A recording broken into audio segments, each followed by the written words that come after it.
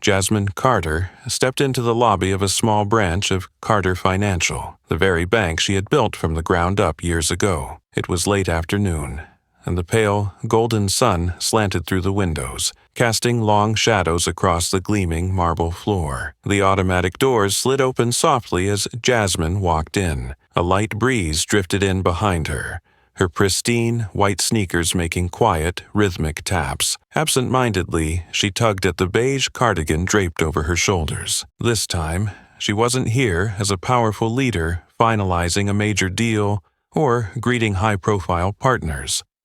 No meetings, no negotiations, just a simple personal errand.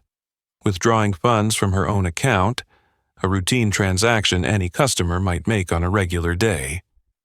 Jasmine Carter had founded this very branch of Carter Financial with her own 2 hands. Now, almost at the end of a long workday, the gentle glow of the setting sun filtered through the floor-to-ceiling glass, reflecting off the polished marble and painting soft, elongated shadows on the floor.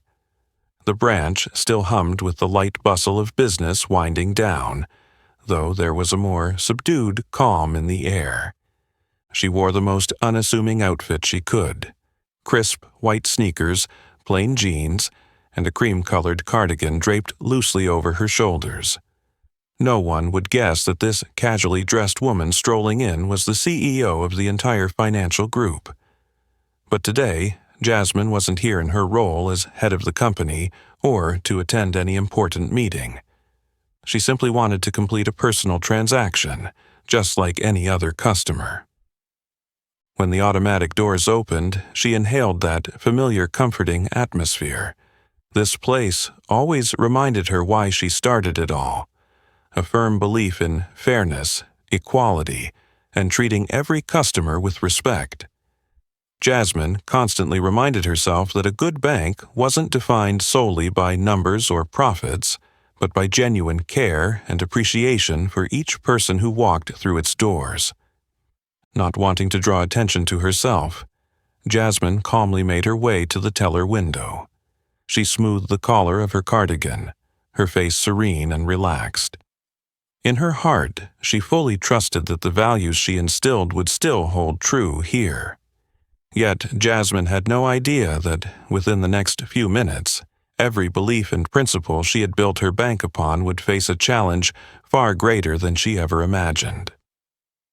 In just a few more steps, Jasmine reached the main teller counter in the center of the lobby, where the soft, golden light of the sunset stretched across the glass countertop and the neatly stacked white forms. Behind the counter, a young female employee was bent over her computer screen, her shoulders slightly hunched beneath her crisp new uniform. Jasmine offered a polite smile and spoke softly. "Hello. I'd like to make a small transaction." Emily Foster, the young woman with shoulder-length blonde hair and cold gray eyes, glanced up for barely a second before returning to her keyboard. There was no polite smile, no respectful nod. That indifference in her eyes seemed habitual, or rather, like an invisible shield against any customer she didn't deem important. The brief silence felt heavy, until Emily lightly flicked a form toward Jasmine. The motion was quick and decisive, tinged with impatience, as though every step of the service process were a begrudging obligation.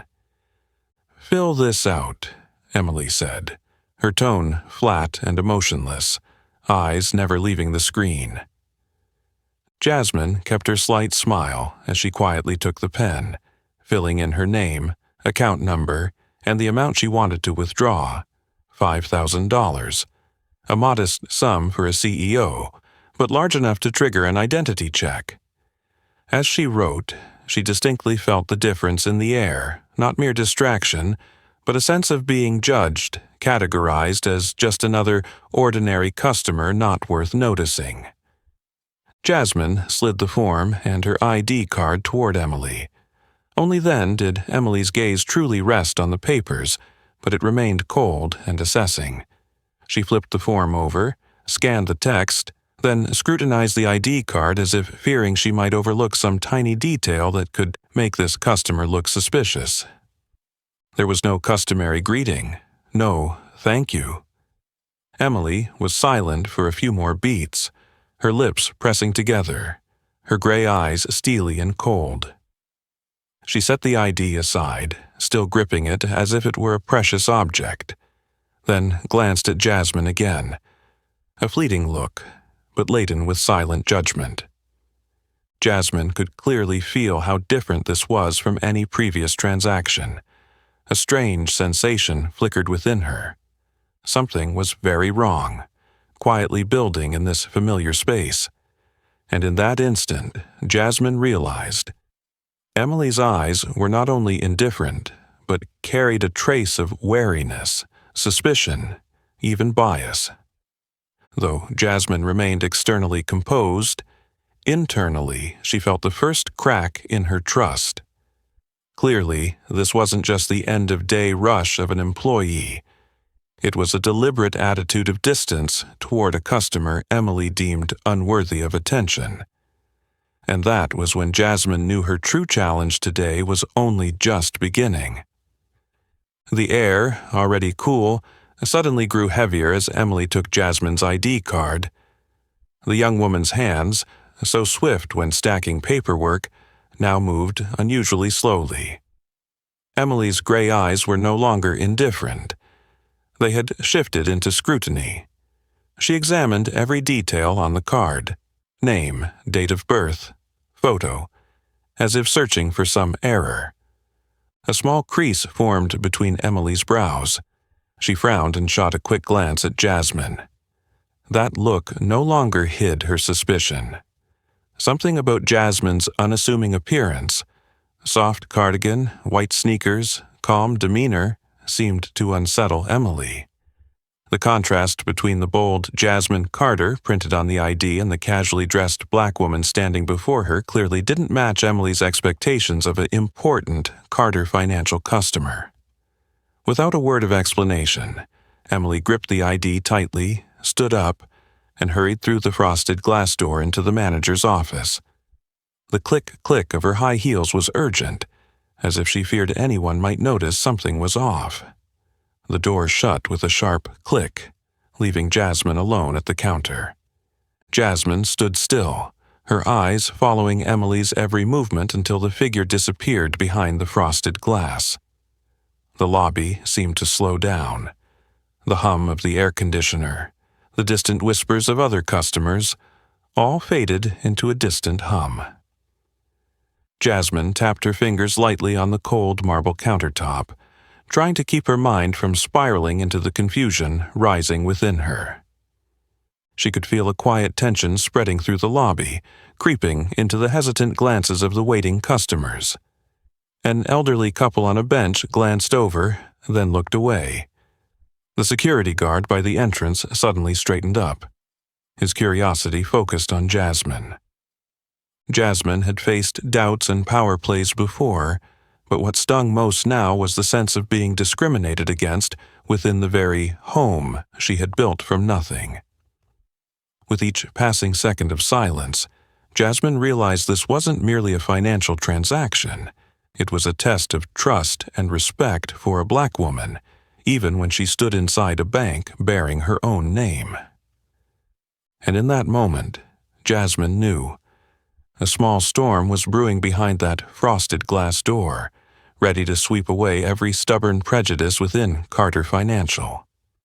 The frosted glass door had barely closed for a minute when Jasmine heard faint sounds coming from behind it. Hushed whispers, the rustle of papers, and then heavy, decisive footsteps approaching. The silent wait made her heartbeat feel momentarily slower, but Jasmine kept her expression calm, her hands resting lightly on the counter without any rush or worry. She had faced countless challenges over the years building Carter Financial from nothing, and her intuition told her this minor incident would pass.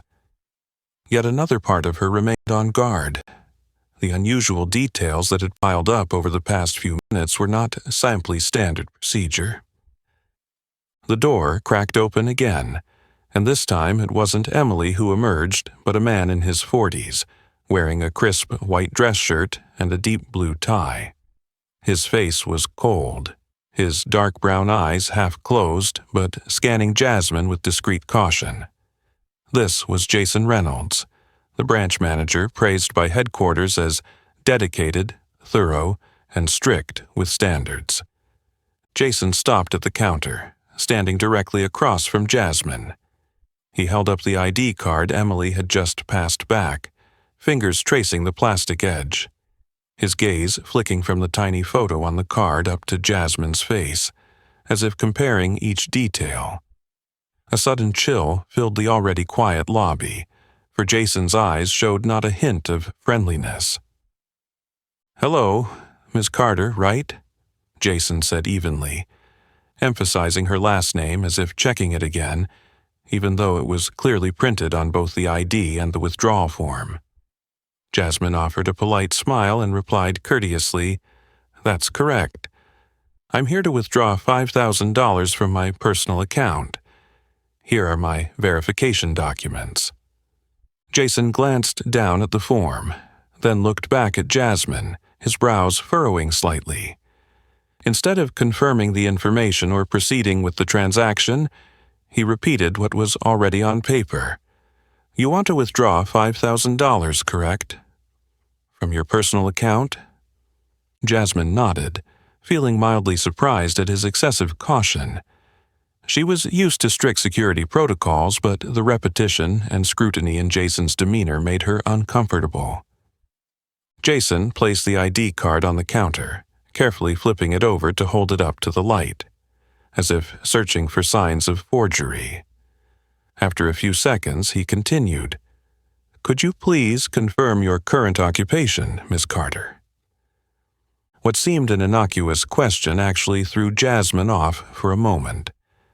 In her mind, identity verification made sense for unfamiliar customers or unusual transactions, but this was her own account, and the amount was not extraordinary with all necessary information already provided. "I run a financial firm," Jasmine answered, striving to keep her voice steady and hide the irritation growing inside her. Jason stared at her expressionlessly, giving only a slight nod, but rather than move on to check the balance or have her sign the form, he asked again, "Which financial firm is that, Miss Carter?" Once more, Jason's unnecessary skepticism was laid bare.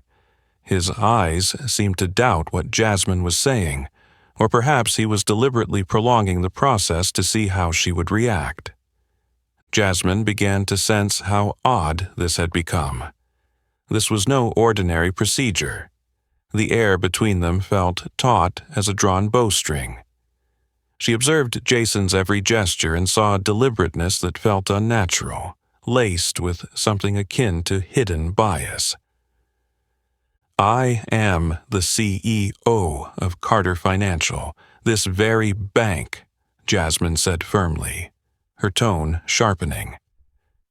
Jason knit his brow and glanced toward Emily, who still stood silently behind him, her face pale. But he was not yet ready to relent. Flipping the ID card over one more time, Jason asked slowly, his even tone nevertheless laden with implication, "This account is strictly personal, unrelated to any business dealings, correct?" By this point, Jasmine could not ignore the sting of condescension, as if everything she presented had to be doubly vetted simply because of who she was or how she looked. The bank's atmosphere grew more oppressive, and a few customers began to watch the exchange, though only in silence. Jasmine held his gaze, refusing to step back, yet inside she felt an indescribable frustration. Her confidence was being pushed into the shadows, where she sensed that she was being tested not just by protocol, but by the prejudice within these walls. And even faced with the manager of a branch she'd built with her own hands, Jasmine still found herself forced to prove her identity, illogically, coldly, and tainted with bias. The air grew thicker as Jason showed no satisfaction with Jasmine's firm answer. Simply hearing her confirm that she was the CEO of Carter Financial, right here at the branch bearing her own name, still wasn't enough to reassure him. In fact, Jason seemed determined not to stop. He lowered his gaze to the form once more, pretending to scrutinize every line, then looked up again, his eyes cold with suspicion. "Miss Carter, I need to verify a bit more information," he said. "Could you clarify your current title and your specific duties at Carter Financial?" The question hung in the air a beat longer than necessary, as if it were meant to puzzle or test Jasmine's patience. Jasmine took a steadying breath, keeping her voice calm. "I am the Chief Executive Officer. My role is to oversee all operations of the bank, including branches like this one." Jason didn't write anything down or acknowledge her statement. He simply pressed his lips together, furrowed his brow, then continued in an interrogatory tone, "Could you explain the specific purpose of this withdrawal? And is this your first time making a transaction at this branch?" By now, Jasmine could feel that his lack of goodwill had shifted into unnecessary scrutiny and control. Questions like these, under normal circumstances, would be directed at a new customer or somebody making an unusually large cash withdrawal. They would never be asked of a longtime account holder with all the paperwork in order, especially when that account holder was the bank's founder. Jasmine remained composed, hiding the irritation that was welling inside her. "I need to withdraw cash for personal expenses. All account details and ID are right here. And to be clear, I attended this branch's ribbon-cutting ceremony. I personally approved every blueprint and sign before it opened." But it only seemed to make Jason even more cold and meticulous. He shot a glance toward Emily, an unspoken exchange passing between them, then studied the withdrawal form again, checking her name and account number. He asked next, "Do you remember the amount of the last deposit into this account, or the exact date of your most recent transaction?" At that moment, Jasmine's face darkened. This was no longer a simple identity check but an unreasonable interrogation.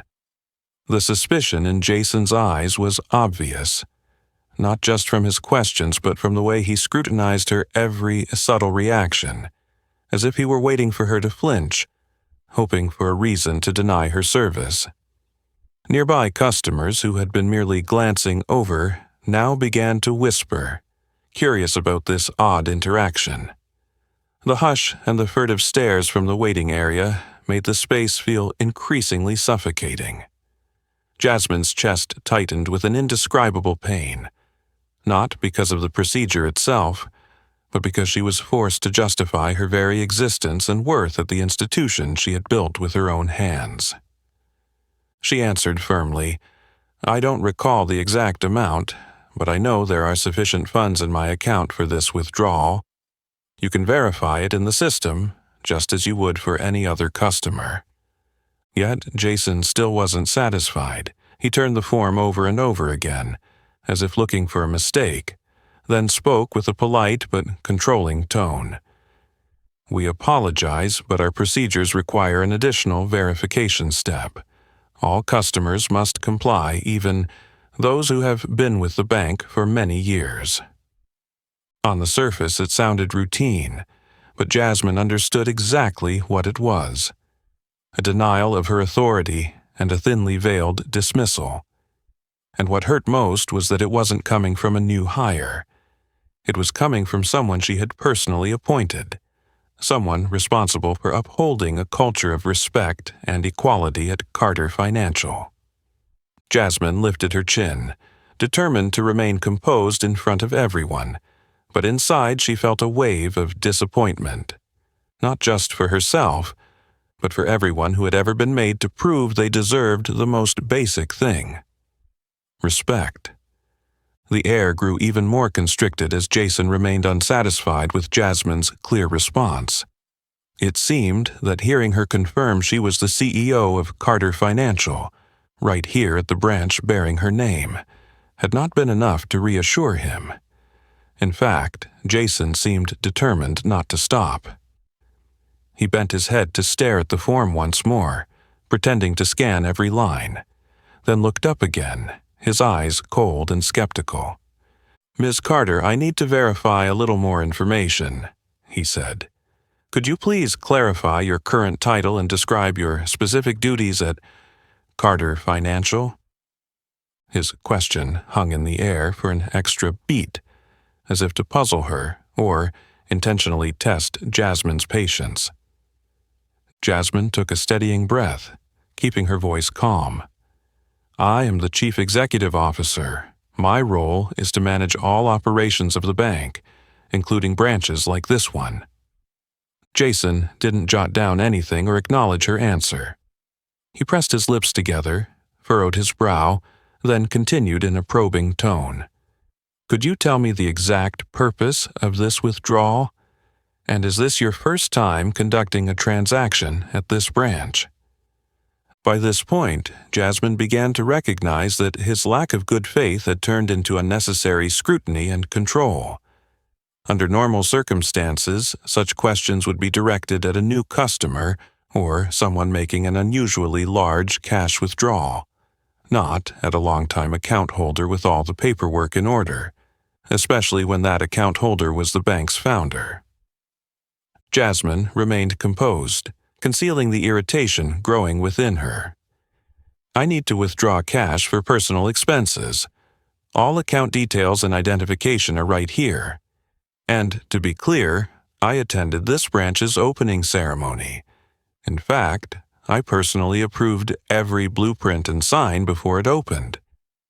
Yet those words seemed only to make Jason even colder and more meticulous.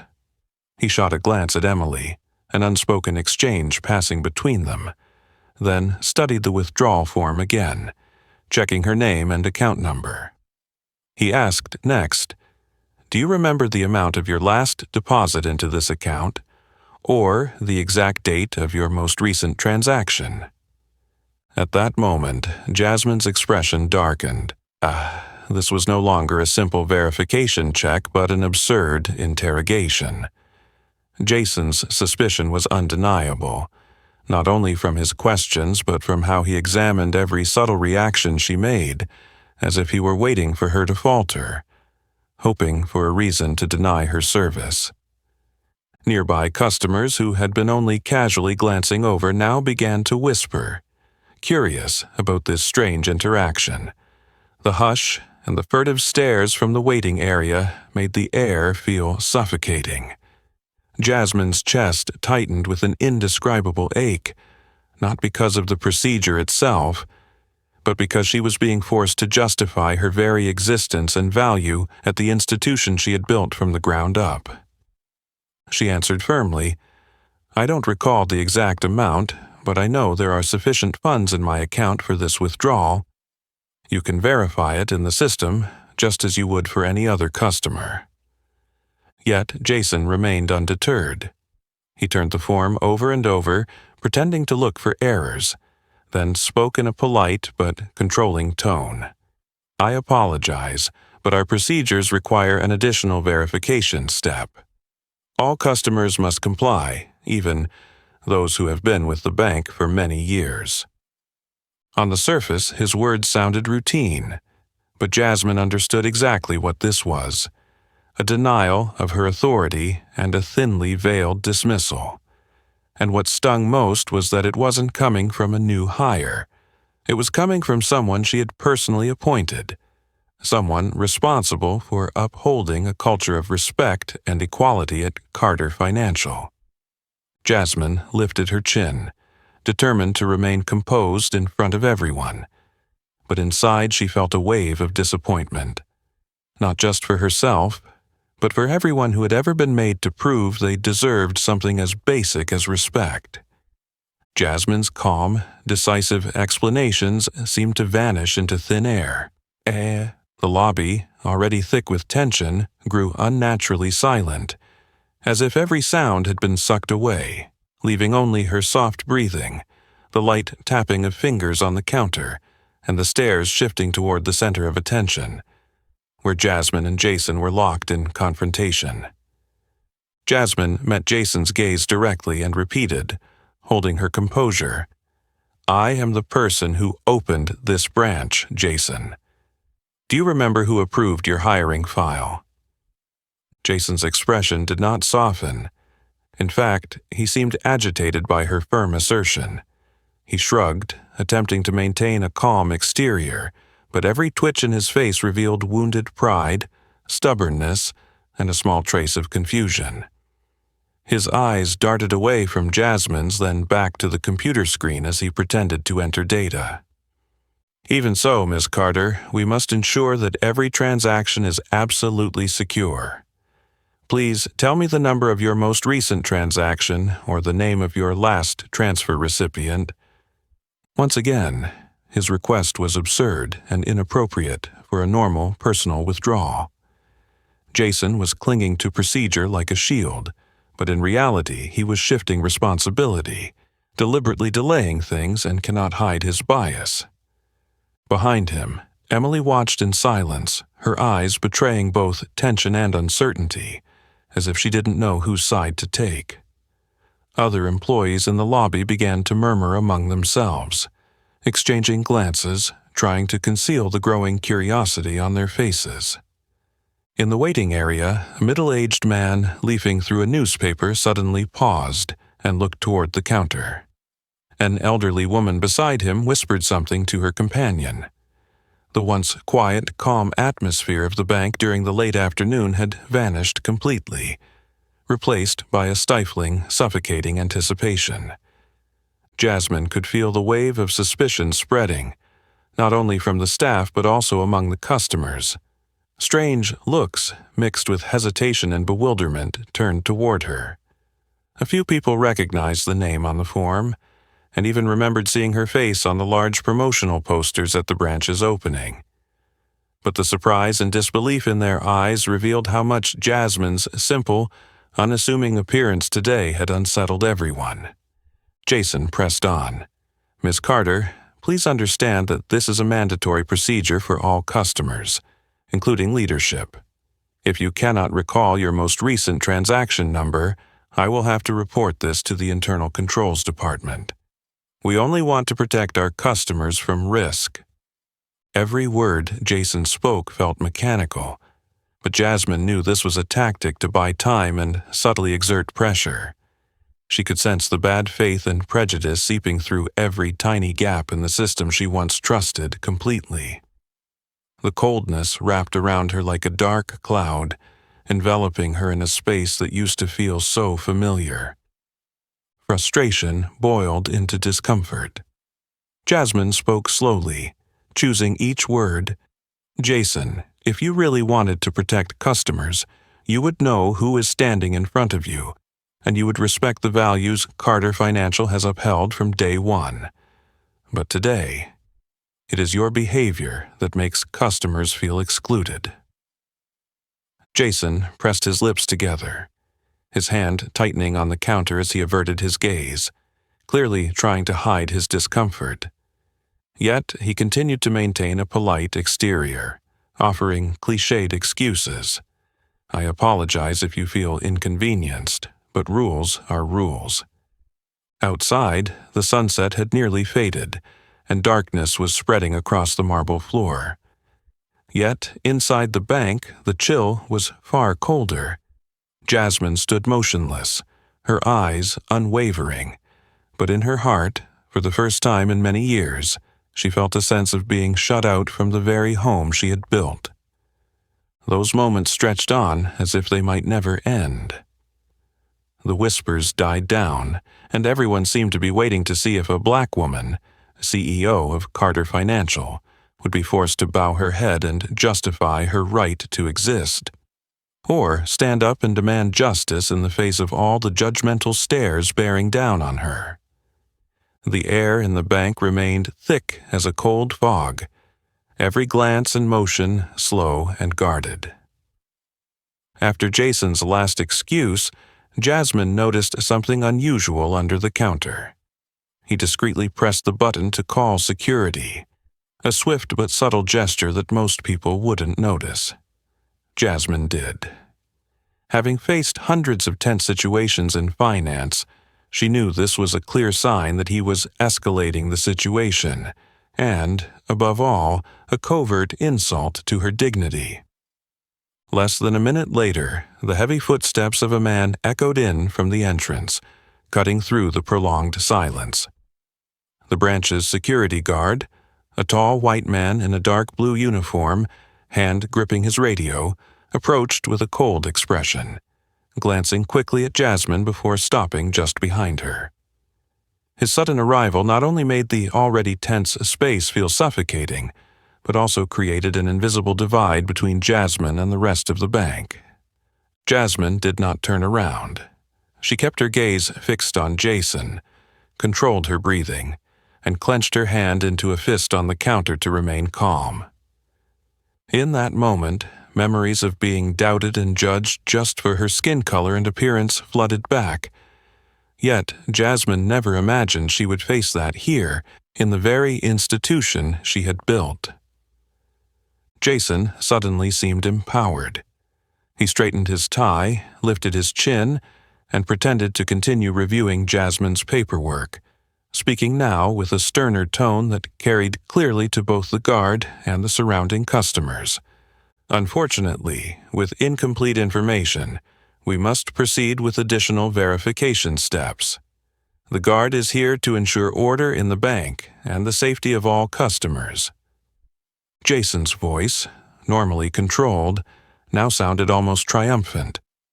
This wasn't just an excuse for bias. It was his way of using his position to exert psychological pressure on Jasmine, forcing her either to concede or to leave the bank. Jasmine understood exactly what was happening.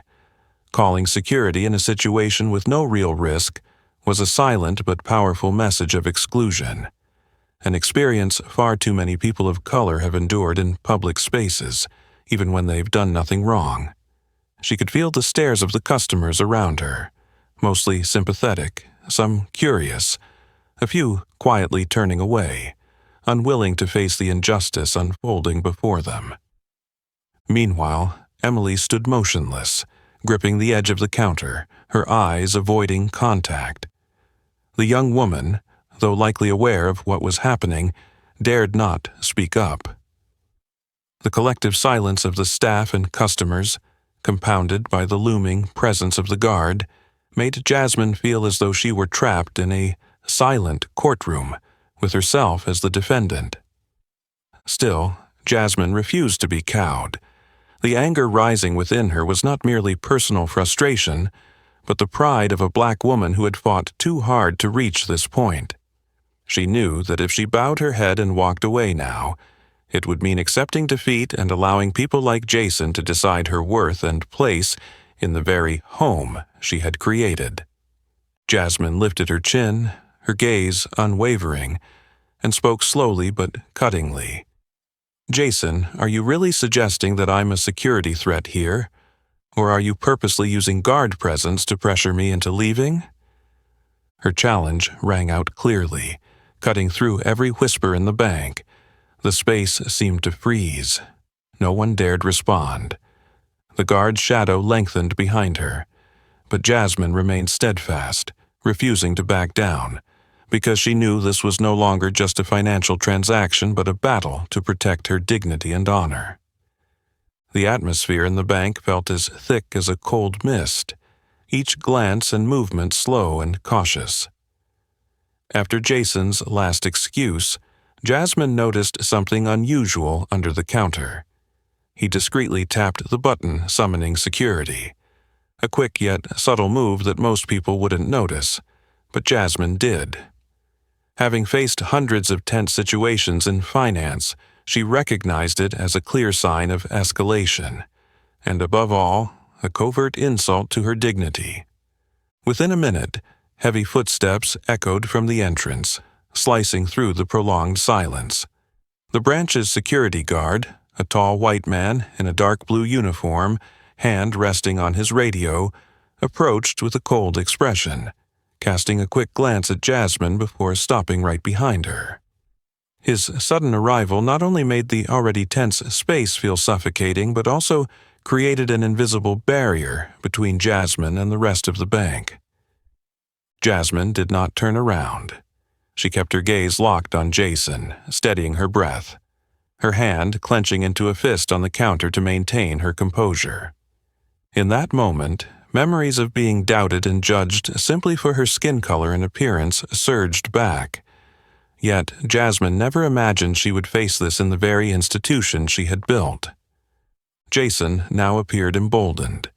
He straightened his tie, lifted his chin, and pretended to continue reviewing Jasmine's paperwork, speaking in a firmer tone that rang out for both the guard and the other customers to hear. Unfortunately, with incomplete information, we must proceed with additional verification steps. The guard is here to ensure order in the bank and the safety of all customers. Jason's normally controlled voice now carried a hint of triumph. This wasn't merely an excuse for his bias.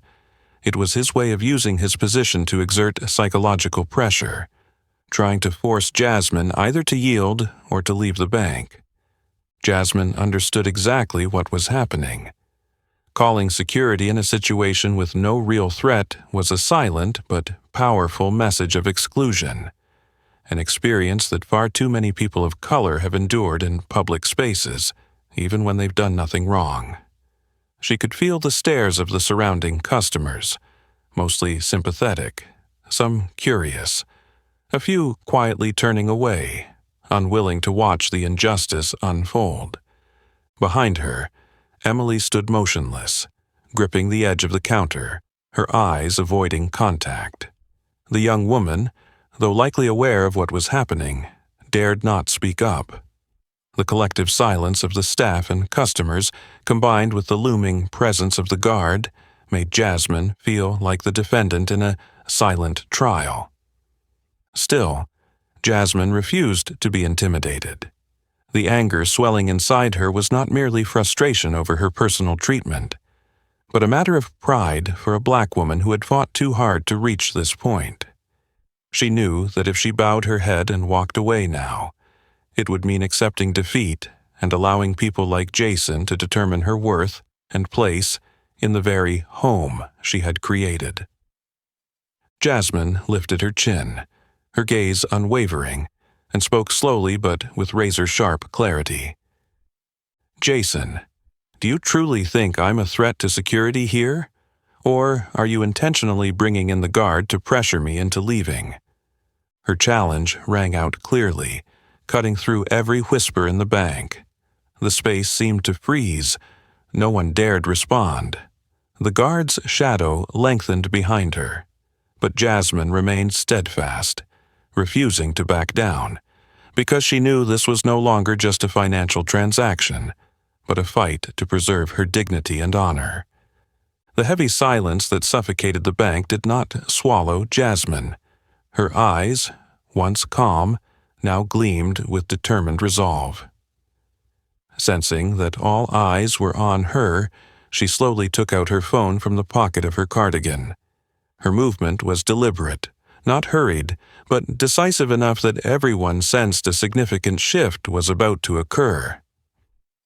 If this is truly a normal procedure at Carter Financial, I'm sure no one will object to me recording this entire incident as evidence, Jasmine said in a clear, cold voice, loud enough for everyone in the lobby to hear. She opened the camera, pointed it first at Jason, then at the guard, and pressed record. The phone's screen light reflected off the counter, a clear reminder that everything was being documented, not just in memory but as real evidence. Jason visibly flinched, momentarily unsettled, but quickly regained his stiff composure. He pointed at Jasmine in his usual cold tone. "Ms. Carter, we are simply following regulations to ensure the safety of the bank and its customers. If you cooperate, this will be over quickly." Jasmine held his gaze without blinking, her voice unwavering. "Regulations?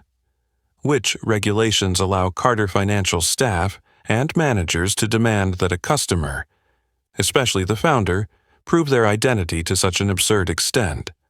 Calling security just because she's making a perfectly legitimate withdrawal? Answer me, Jason. Is this how you treat all customers or only those who don't look like the type you expect? Jasmine's question cut through the facade of procedure. Every eye in the bank was now focused on her and Jason. No one pretended to read the paper or check their phones anymore. Customers, young and old alike, even Emily behind the counter, watched tensely, silent and waiting. The guard, who had stood imposingly behind Jasmine, now looked small and awkward under the scrutiny of the camera.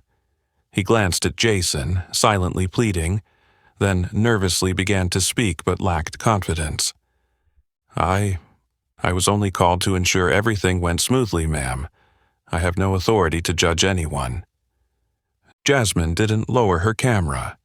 Her voice took on an even colder edge. So, do you think I was disturbing the peace? Or were you told to stand here because I don't fit what you expect from a major customer? The guard remained silent, his shoulders stiff with tension. Jason tried to maintain a calm exterior, but the veins in his neck throbbed visibly, and his hand trembled slightly on the counter. Jasmine turned the phone toward herself and spoke clearly, each word deliberate. I am Jasmine Carter, CEO and founder of Carter Financial. Today, I came here to make a personal transaction like any other customer. Yet, I have been treated as a stranger, even as a threat, simply because I'm not wearing a suit, not wearing high heels, and because I am a black woman. The bank seemed to freeze in that moment. Beyond the glass partitions, other employees halted their activities and watched quietly. The truth was unraveling, no longer hidden behind polished talk of procedures and policies. Customers in the lobby, who had initially been merely curious, now looked at Jasmine with empathy, some feeling anger on her behalf, and others shaking their heads in disappointment toward Jason. Everyone understood that what Jasmine was facing went beyond a routine transaction. It was a battle, not just for her but for all those who have been treated unjustly because they do not match someone else's preconceived expectations. And in that stillness, Jasmine knew she had reclaimed control.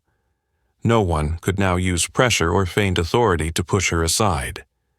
Every gaze, every recording device, every piece of evidence stood with her, and she would not stop until the full truth was exposed, until the dignity and worth of every individual were respected as they deserved. The crisp, resolute declaration from Jasmine still echoed in the air, rendering the entire bank lobby eerily silent. The tension that once filled the room transformed into a motionless hush, as if every breath and movement had been suspended at that moment. Jasmine's hand holding the phone did not tremble. She aimed the camera directly at Jason, waiting for any reaction, and ensuring that every customer in the lobby could witness the truth unfolding. Jason, who'd always projected confidence and control, now looked completely drained of energy. His face had gone pale, his eyes unfocused, his jaw trembling slightly. Shock registered on every feature. In a matter of minutes, the dynamic had been utterly reversed. Not as the powerful manager standing behind the counter, but exposed before a crowd, stripped of dignity by his own prejudice and pettiness. The atmosphere around them shifted instantly. Customers, ranging from elderly patrons seated in the waiting chairs to the tellers behind the glass partitions, rushed their gaze to the main service counter. Whispers swelled in waves, hints of astonishment, outrage, and even embarrassment for those who had silently witnessed earlier. A few people began pulling out their phones to record, eager to capture the historic moment they never expected to see on an ordinary day. Emily, still standing behind Jason, tried to remain composed but couldn't hide her panic. Her trembling fingers clutched the edge of the counter so tightly that her knuckles turned white. Her lips quivered in a submissive pout, her eyes cast downward as though hoping to vanish from the scene. The usually aloof young woman seemed fragile and filled with guilt. Jasmine was no longer alone in her indignation. The initial apathetic silence of employees and customers had given way to intense focus, a burgeoning wave of empathy rippling through the lobby. She took a half-step forward, her voice unwavering and firm, not only to defend her own honor but to awaken everyone present. I am Jasmine Carter. I have spent over 10 years building Carter Financial on a single belief. Every customer deserves respect and fair treatment. Today, right here, I, the founder, was suspected, questioned, and humiliated simply because I wasn't wearing a suit, didn't have heavy makeup, and didn't conform to your idea of what a powerful person looks like. You have just proven the exact opposite of the values this bank claims to uphold. Her words fell like hammers, striking Jason's arrogance and the cowardice of the system he represented. The tellers behind their counters, and even the security guard, turned their eyes toward Jasmine, embarrassed and uneasy. The discrimination that had been discreetly hidden under the guise of procedure had been brutally exposed for all to see. Jason attempted to salvage a shred of dignity, but his voice had lost its usual confidence. He stammered, I had no idea, Miss Carter. I was just following procedure. It wasn't personal. I didn't mean anything by it." Jasmine locked eyes with him, refusing to let him evade responsibility. "Really? Which procedure allowed you to ignore the obvious truth? Which procedure gives you the power to threaten, slander, and exclude a customer simply because they don't match your expectations?" Her gaze bore into Jason, forcing him to confront the consequences of the bias and prejudice he had upheld for far too long. Silence settled once more, this time a silence of awakening, as dozens of people realized the cruel underbelly of what they had assumed was normal. Emily, tears brimming in her eyes, finally whispered, I'm sorry, Miss Carter. I shouldn't have behaved that way." Jasmine nodded gently, forgiving her with her eyes, but she knew the real change needed was not a personal apology, but a root-and-branch transformation of the entire system. The bank lobby no longer felt like a place of resigned acceptance. Instead, it had become a swell of energy ready to burst forth, waiting for Jasmine's next move, because she was the only one brave enough to speak the truth and demand justice, not only for herself but for everyone who had ever been quietly dismissed and devalued in the institution she created. Jasmine's words hung in the air like the echo of a storm just past. Every gaze in the bank, from customers to employees, remained fixed on the center stage where she faced Jason. This silence was no longer passive acquiescence. It was the calm before judgment, where truth demanded to be heard, and the guilty would face the consequences of their actions. Jasmine refused to look away from Jason. The tranquility in her eyes had become a force in itself. No need for titles, no need for an expensive suit or other symbols of power. It was her authenticity, her resolve, and the raw pain she refused to hide that added weight to the moment.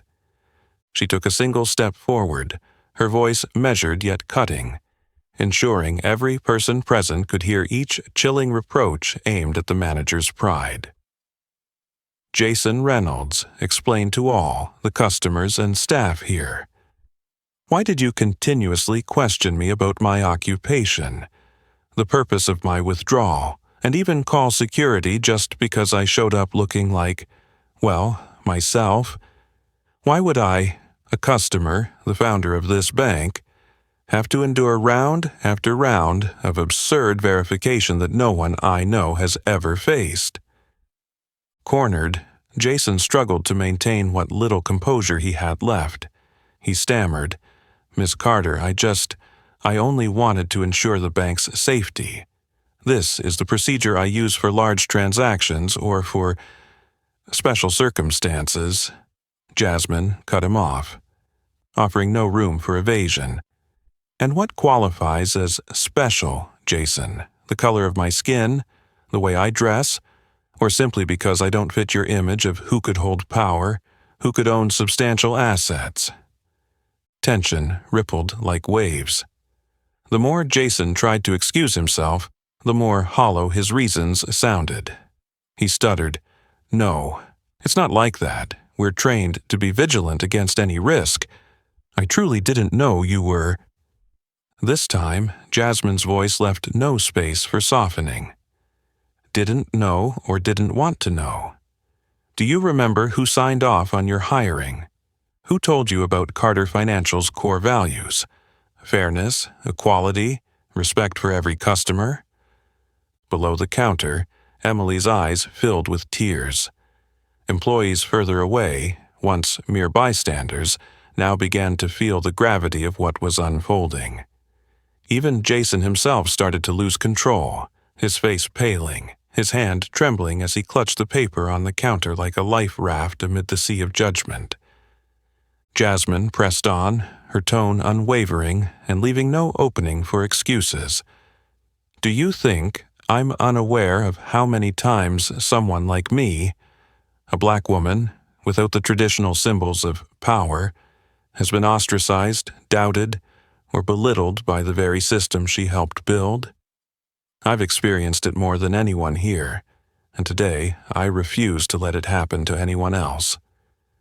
Jason bowed his head, voice cracking. "I'm sorry, Miss Carter. I only thought I was doing my job." Yet, even as he apologized, a flicker of resentment, an arrogance born of a man accustomed to judging others from his perch, lingered in his eyes. His apology wasn't just begrudging. It was the sorrowful acknowledgement of a power he realized he had lost. Jasmine turned to the customers and staff watching intently. "If I, today, in the house I built, am treated like this, then who among you would ever be respected here as just ordinary people?" Scattered applause rose from longtime customers, expanding into a wave of quiet but resolute support. They understood that Jasmine was speaking not only for herself, but for everyone who had silently endured discrimination and favoritism. Those pushed outside the circle of respect simply because they didn't match someone else's expectations. And in that moment, truth stood fully revealed. Nothing could hide the bigotry beneath the guise of procedure. No excuse could justify disrespect for a person's humanity. Carter Financial had just undergone a real trial. The trial of conscience, social responsibility, and above all, the justice that Jasmine refused to abandon.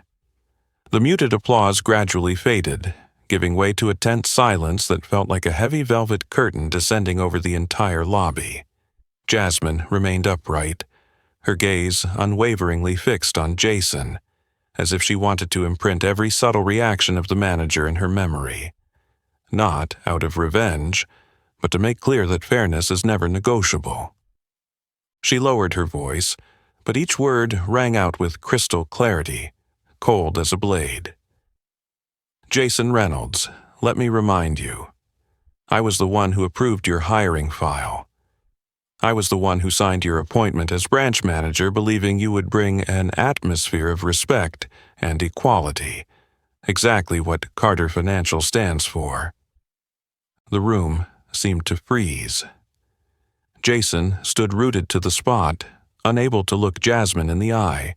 Sweat beaded at his temples, and his fingers dug into the edge of the counter, his shoulders hunching as if trying to shrink under the weight of the truth just revealed.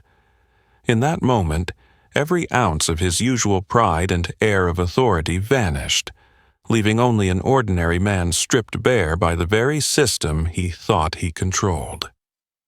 Jasmine pressed on, her tone no longer angry, but resolute. "I told you from day one that Carter Financial isn't just a place to deposit money. It's a home for fairness. Every customer who walks through these doors, whether a billionaire or a low-wage worker, deserves equal respect. Yet today, in front of everyone, you trampled on that value simply because I don't fit your important customer mold.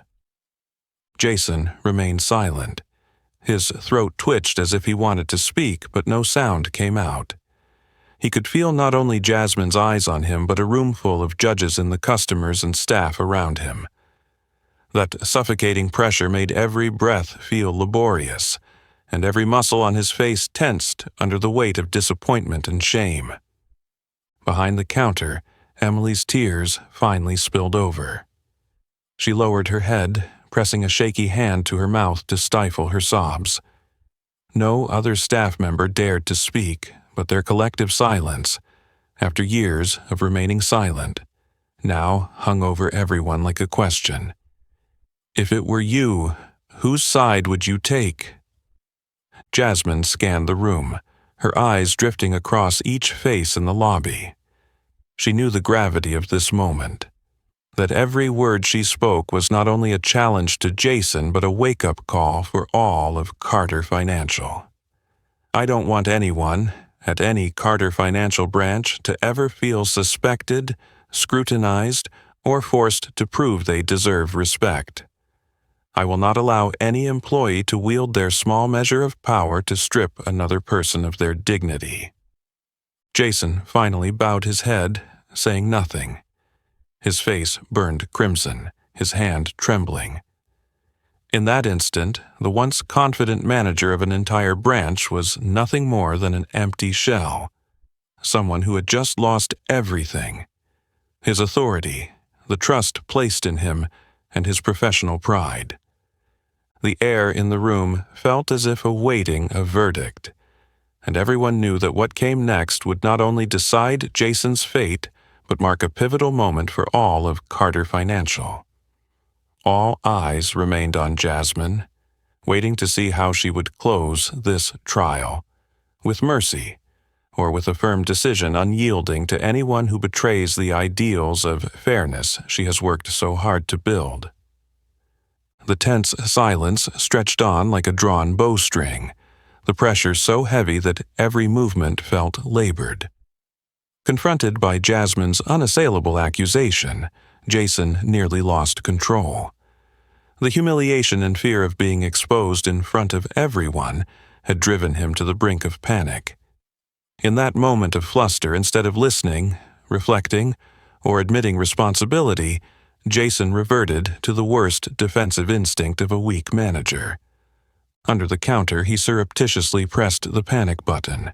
In that instant, he lost his icy composure, his eyes flicking anxiously toward the entrance, hoping some external authority might save him. Within seconds, a second guard appeared.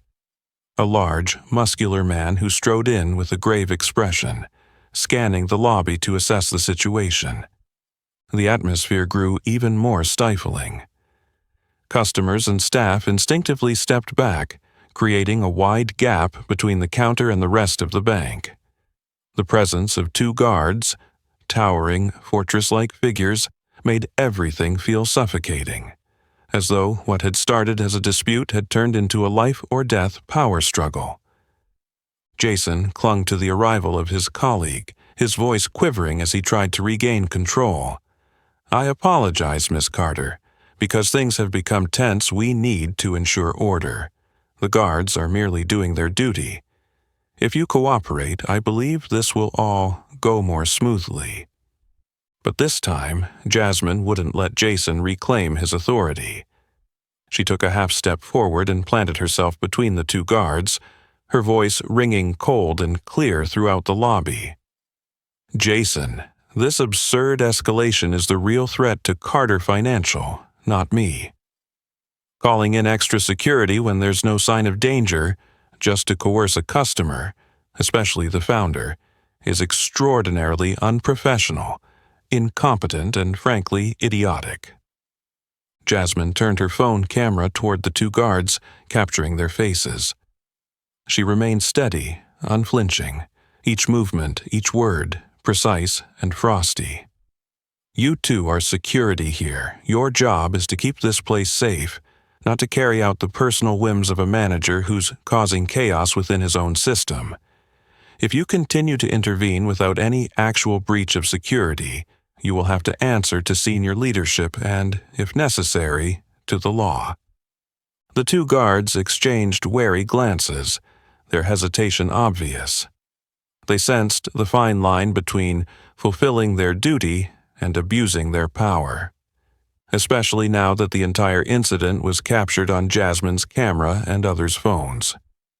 Jason, though trying to sound strong, faltered as his voice wavered, unable to control the atmosphere. "I was only following internal procedures. If you find it unsatisfactory, you can take it up with upper management." Jasmine offered a cold, dismissive smile, her eyes steely.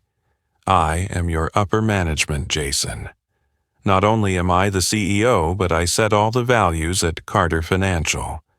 You made a fatal mistake, not out of caution, but out of stubbornness, disrespect, and fear of losing your power." Those words weren't just a verdict against Jason as an individual. They were a warning to every employee quietly observing. At that moment, the customers wholly sided with Jasmine. Many nodded in agreement. Others raised their phones to snap pictures or record video, ready to bear witness to the truth. Jason's colleagues, seeing the spectacle, began to realize just how fragile the boundary between respect and abuse of power really was. The atmosphere in the room felt chokingly dense, but no one dared challenge Jasmine anymore. From a position of isolation, suspicion, and threat, she had become the embodiment of fairness and courage. Jason, who once believed he wielded absolute authority over this branch, was now a solitary figure enveloped in judgment, disappointment, and fear. In that moment, all of Jason's excuses became meaningless. His wrongdoing had been laid bare not just before Jasmine, but before the entire staff, the customers, and, most importantly, his own conscience. The bank lobby remained thick with heavy silence. Every breath seemed trapped. Standing before the two guards and under countless stares, Jasmine gently picked up the ID card from the counter. The same ID that Jason had scrutinized and doubted, using it as evidence against her all this time. Now, in Jasmine's hand, that card was more than a personal credential. It had become a symbol of authority, transparency, and an unwavering sense of pride. Jasmine's voice rang out clearly, each word echoing through every corner of the lobby. "This is my ID card, Jasmine Carter, CEO and founder of Carter Financial. This is irrefutable proof of my identity and my position. Today, I was questioned, doubted, had security called on me, and was threatened, all because I wasn't dressed the way certain people here expect a powerful person to be." She held the card up high so every customer and employee could see it plainly, then placed it back on the counter with a soft click that felt like a gavel striking down on anyone who had silently witnessed the injustice. "This card is not just proof of my identity," Jasmine continued, her voice cold yet calm. "It's a reminder that everyone in this room, regardless of role, gender, skin color, or background, deserves respect. No one, not even a manager like Jason, has the right to judge, exclude, or threaten anyone based on personal prejudice or bias." Jason staggered backward, gripping the counter's edge, his face drained of color, as if all his strength had been pulled away. The confident, authoritative demeanor he'd displayed moments ago was now a hollow shell. Shame, panic, and confusion washed over his features. He opened his mouth but couldn't form a single coherent word. Behind him, Emily watched the entire scene. Her shoulders shook, tears streamed down her cheeks, and she stared at the floor. Ashamed and regretful, unable to face Jasmine or the other customers she had once dismissed with a prejudiced glance and cold indifference.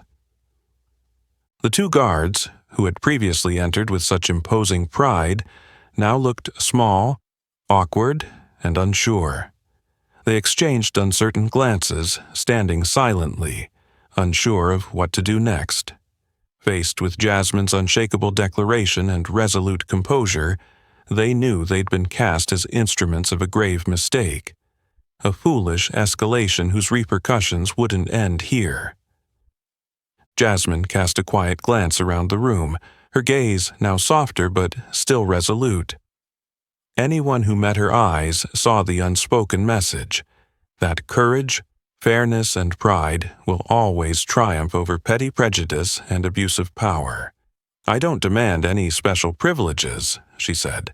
"I only demand fairness for everyone, and I will not forgive anyone, even those I once trusted, if they betray these values."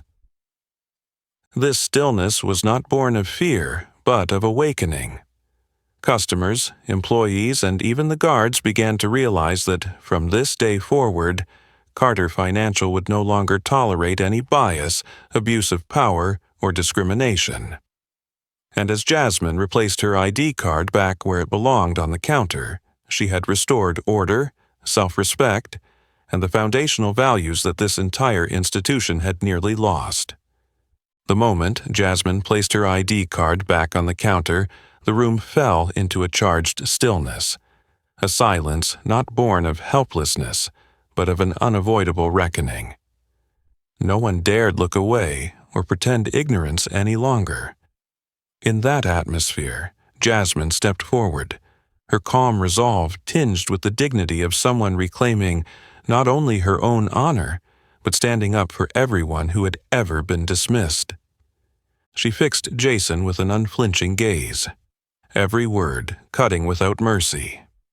"Jason Reynolds, I officially demand that you step down immediately as branch manager and prepare to report before Carter Financial's senior leadership.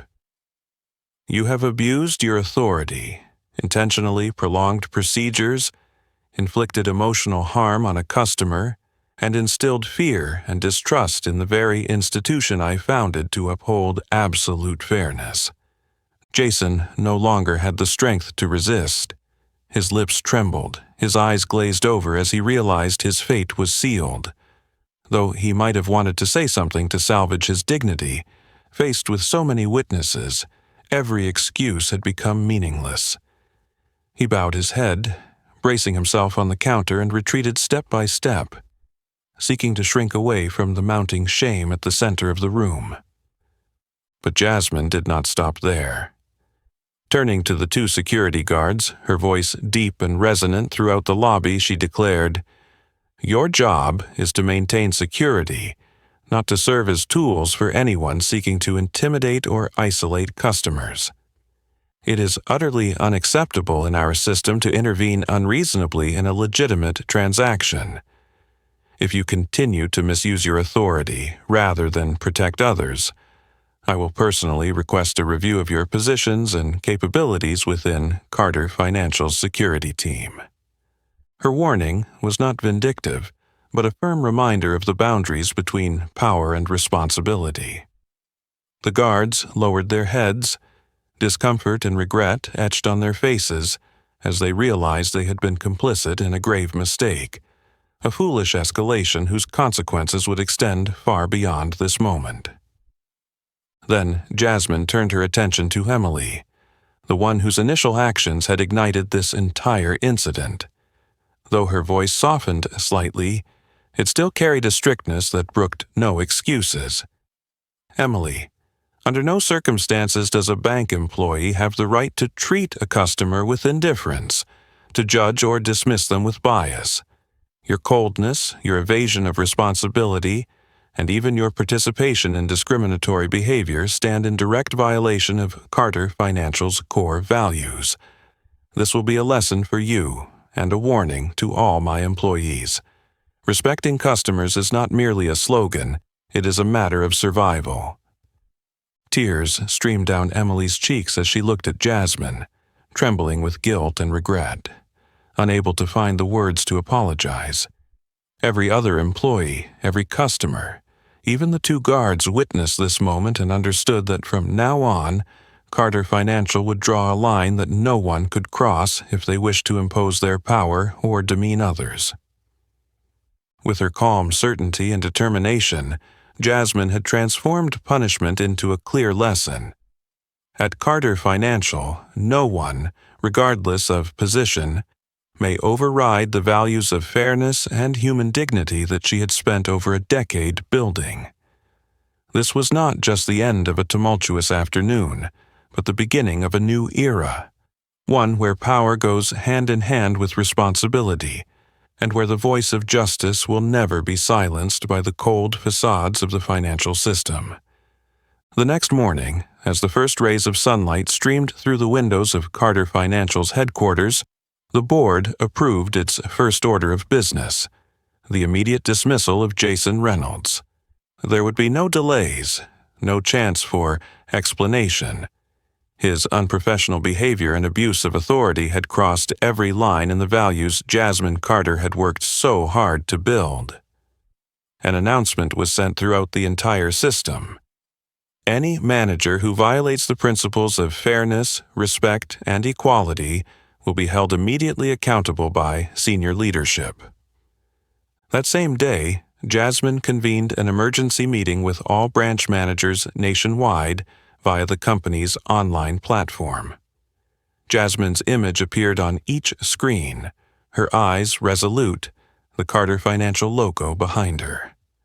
Projecting both the strength of a leader and a reminder of the core values the entire organization must uphold. Her voice rang out clearly and emphatically, leaving no room for excuses. The incident at our central branch yesterday was a wake-up call for all of us. Effective immediately, I am launching a mandatory training program on preventing racial discrimination and bias, as well as on recognizing and addressing workplace prejudice.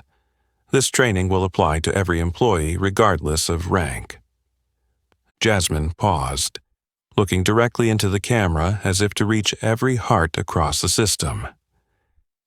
Carter, Financial is not just a bank. We are a home for millions of people. If fairness, respect, and compassion cannot be practiced right here, then we do not deserve anyone's trust. Her words spread rapidly, igniting a wave of change across every branch.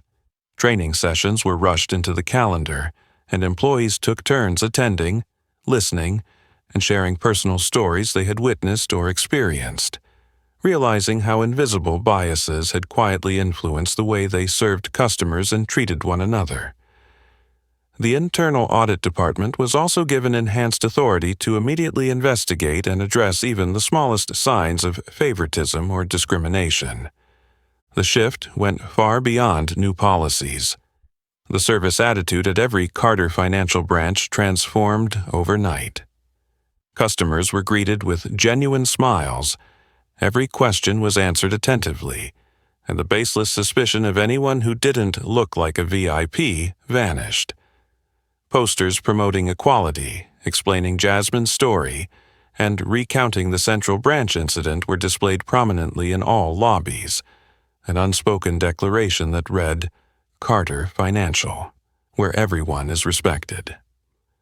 Within just a week, financial news outlets were abuzz with stories of the cultural revolution underway at Carter Financial.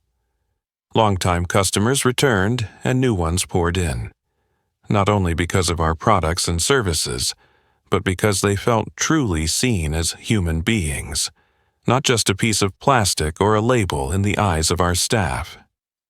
Jasmine, once questioned and doubted in the very institution she built, had now become a symbol of the courage to confront wrongs, the decisiveness to enact change, and the inspiration for an entire organization. In interviews, she always emphasized, respect and fairness are never privileges. They are basic rights for every individual. We will never allow anyone, employee or customer, to be discriminated against or demeaned under any circumstance. Her story spread throughout the community, becoming a living example of what true leadership means, not exercising power for its own sake, but having the courage to admit mistakes, face them head-on, fix them, and protect the dignity and worth of every member of our Carter Financial family. From that day forward, Carter Financial was more than just a financial institution. It stood as a beacon of fairness, compassion, and positive change in modern society. What do you think about the way Jasmine confronted discrimination and changed an entire system from within? If you were in her shoes, how would you act when you witnessed injustice at work or in your life? Leave a comment below to share your perspective and story. We want to hear from everyone. Don't forget to hit like and share if you found this story meaningful, and subscribe so you won't miss our future videos about inspiration, leadership, justice, and compassion.